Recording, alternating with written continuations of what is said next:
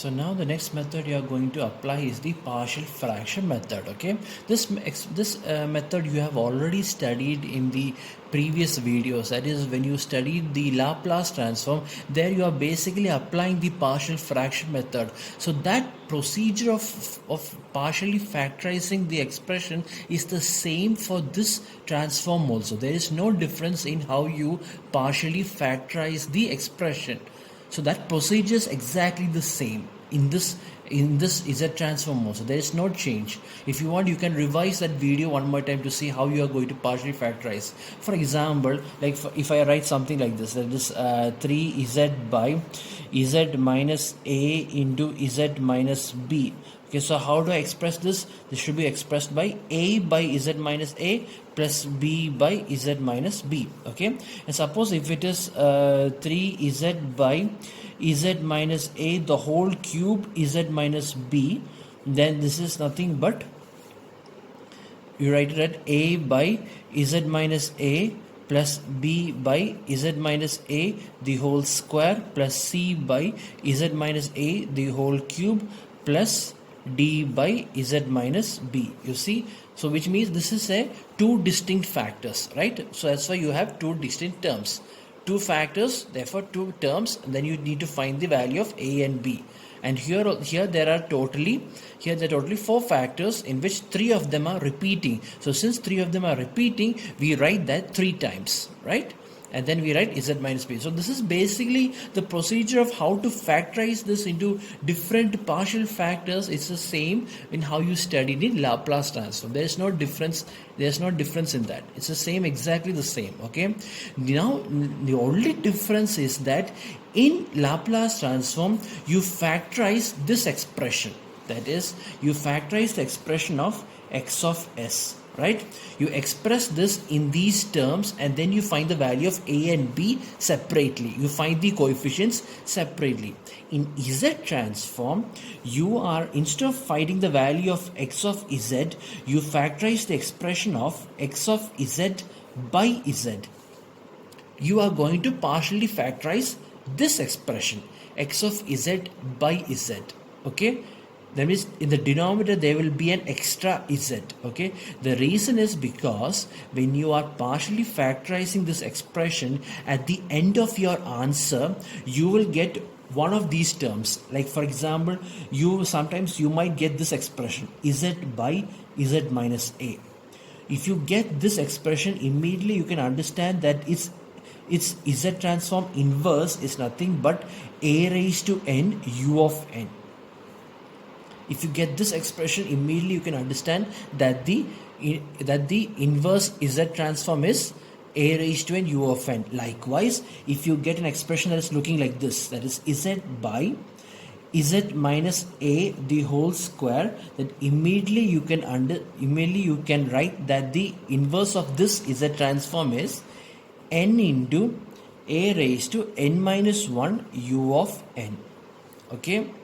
How I am able to remember is simply look at the power of this denominator. It is 2. So 2 minus 1 is 1. So you write over here n into a raised to n minus 1.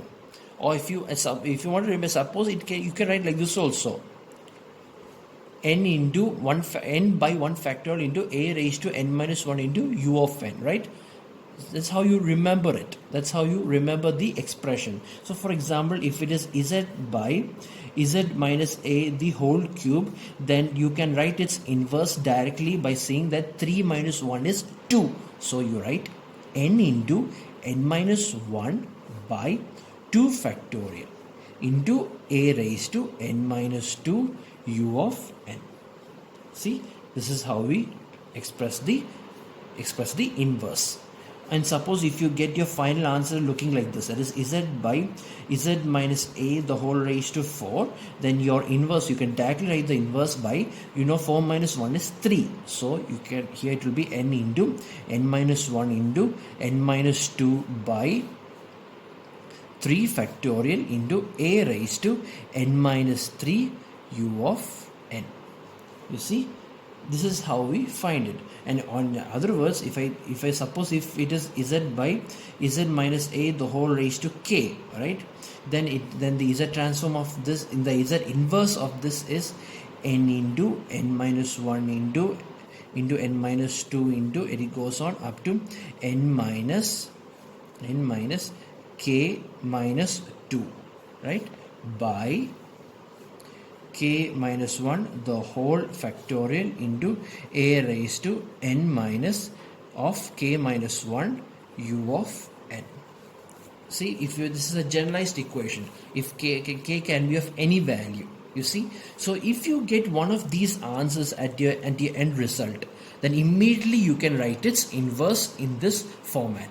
If you get this answer, then immediately you can understand this is the inverse. If you get this answer, immediately you can understand this is the inverse answer. You see, so you will be getting one of these answers at the end, right? And if you look very carefully at each of these answers, the numerator there is contains an z. The numerator contains an z, right? Every numerator there is one single z. So in order to preserve that z, in order to protect that z, I put that z over here. I put that z into the denominator of x of z.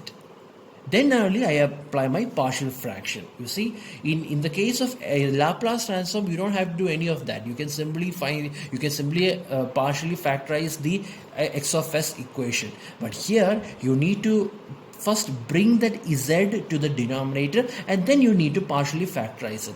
And when you partially factorize it, you will get one of these answers. And if you get one of these answers, then you can write its corresponding inverse transform.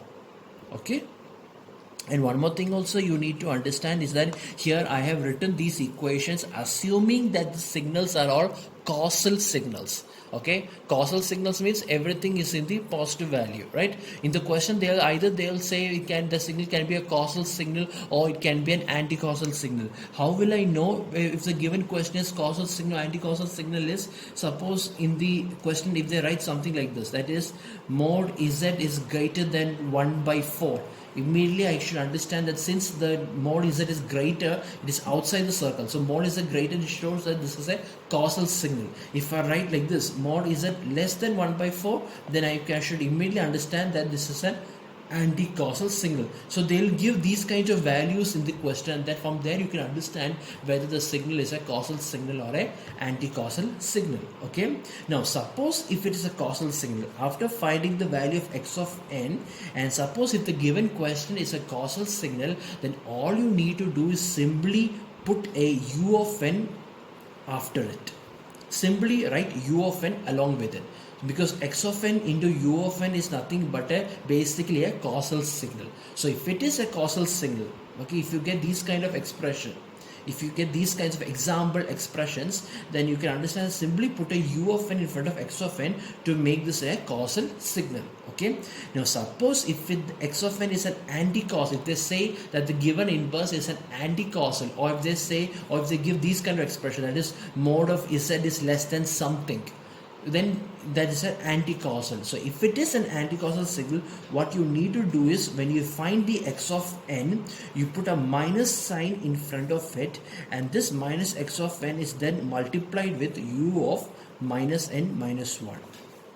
Okay, that means simply put a minus sign before x of n, and after x of n simply write u of minus n minus 1. So this is basically a non-causal or anti-causal signal. Okay, so which one of these two you have to, that depends on the question. Mostly the questions will be given in the causal nature, causal signal. But if it is anti-causal, then you have to write the express the inverse in this format. Okay, so now it's better that I explain all these portions, what I have taught you so far. All these things what I have taught you so far, you will understand when you are doing a problem. Okay, so let's do a problem in the next video.